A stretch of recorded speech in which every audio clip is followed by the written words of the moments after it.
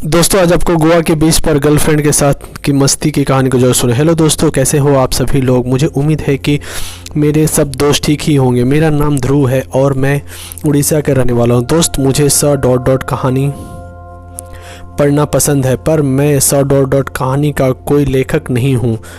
मैं जब भी कभी कहानियाँ पढ़ता हूँ तो मेरे भी मन करता है कि मैं भी अपनी कहानी लिखूँ, पर दोस्तों मुझे अपनी पढ़ाई करने की वजह से मुझे टाइम नहीं मिल पाता है। आज मुझे टाइम मिला है तो मैं अपनी एक सच्ची कहानी को आप लोगों तक पहुंचाने जा रहा हूं। दोस्तों, ये मेरी पहली कहानी है तो मैं चाहूँगा कि आप लोग मेरी कहानी पसंद आए। अगर आप लोगों को मेरी ये कहानी पसंद आती है तब मैं अपनी अगली कहानी को आपके लोगों की सेवा में ज़रूर लेकर आऊँगा। मैं अपनी कहानी शुरू करने से पहले आप लोगों को अपने बारे में कुछ बताना देता हूँ। मेरा उम्र 24 साल है और मैं अभी बीकॉम फर्स्ट ईयर का मैं पढ़ता हूँ। मैं देखने में गोरा और मेरी हाइट भी ठीक ठाक है, जिससे मैं दिखने में स्मार्ट लगता हूँ। अब मैं अपनी कहानी शुरू करता हूँ। ये कहानी अभी कुछ महीने पहले की है। जब मैं अपने कॉलेज में पढ़ता था उस टाइम मेरा कोई गर्लफ्रेंड नहीं थी, क्योंकि मैं उस कॉलेज में नया था। उसके कुछ दिन बाद उस कॉलेज में मेरे कुछ दोस्त बन गए और उसके कुछ दिन के बाद की बात है जब मुझे एक लड़की बात करने लगी। मैं भी उस लड़की को पसंद करता था, पर मैं ये जानना चाहता था कि ये मुझे अपना दोस्त समझती है या मुझसे प्यार करती है। इसलिए मैंने उसके साथ एक गेम खेला। वे उस गेम में फंस गई और उसने मुझे बता ही दिया कि वे मुझसे प्यार करती है। उस दिन मुझे बहुत खुशी हुई कि वे मुझसे प्यार करती है। दोस्तों, मैं इसके आगे बताने से पहले उस लड़की के बारे में बता देता हूँ। उसका नाम सपना था।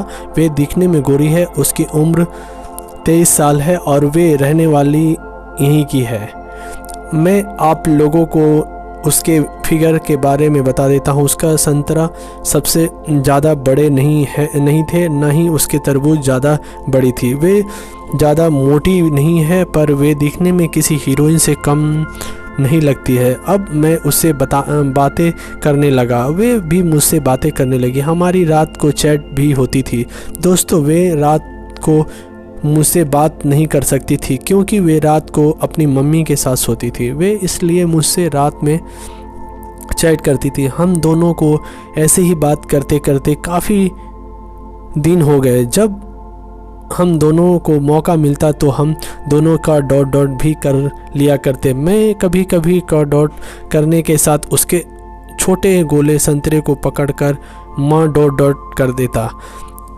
जब मैं उसका संतरा को माँ डॉट तो वे मेरी तरफ देखकर हंस देती। इस तरह से हम दोनों को बात करते हुए 4 से 5 महीना हो गए। अब मैं उससे कभी कभी डॉट के लिए भी कहता हुए फिर कह कर मेरी बात टाल देती। उसके कुछ दिन बाद की बात है, जब वे अपने किसी रिश्तेदार के यहाँ गोवा जा रही थी तो उस दिन उसने मुझे कहा कि मैं अकेले ही गोवा जा रही हूँ, क्या तुम मेरे साथ चलोगे। मैंने कहा हाँ। तो उसने मुझसे कहा ठीक है, कल निकल रही हूँ।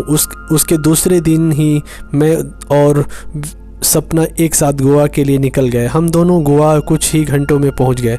उस दिन वे मुझे एक होटल ले गई और बोली तुम इसी होटल में रुकना, गोवा में मेरे भाई रहते हैं तो मैं उनके साथ रुकूंगी।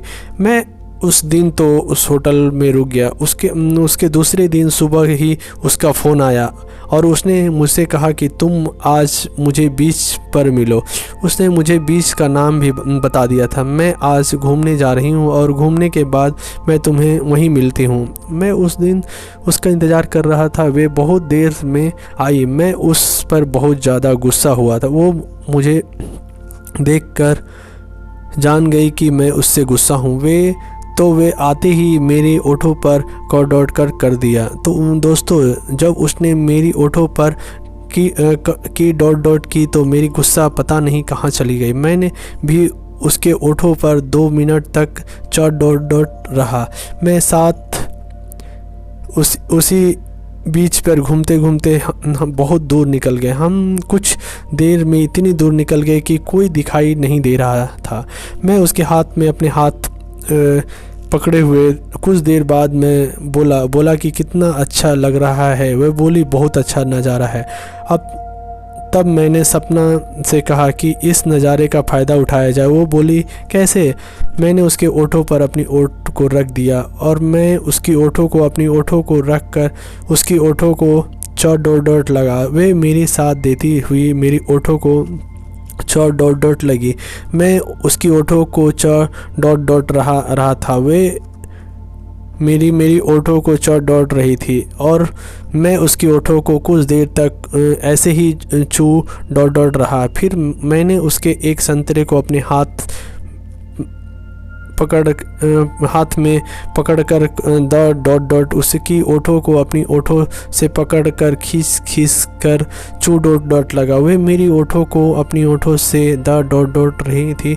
मैं उसके एक संतरे को हाथ में पकड़कर डॉट डॉट डॉट रहा था। वे कुछ ही देर में डॉट डॉट हो गई और मेरे सर को पकड़कर अपने संतरे पर डॉट डॉट डॉट लगी। मैं समझ गया कि ये अब डॉट डॉट डॉट हो गई है। तब मैं उसके दोनों आर्म को कुछ देर तक ऐसे ही डॉट डॉट डॉट के बाद उसके कपड़े ना डॉट डॉट दिया। वे अब पूरी तरह से ना डॉट डॉट हो गई थी और अपनी जादुई गुफा में पानी डालने को तैयार थी। मैंने उसके कपड़े निकाल दिए थे जिससे वे पूरी तरह बी डॉट डॉट का डॉट डॉट की थी। मैं उसके छोटे गोले संतरे को मुंह में रखकर जोर जोर से चौट डॉट रहा था। वे आ ऊ आ ई ऊ आ ऊ ई की सी ले रही थी।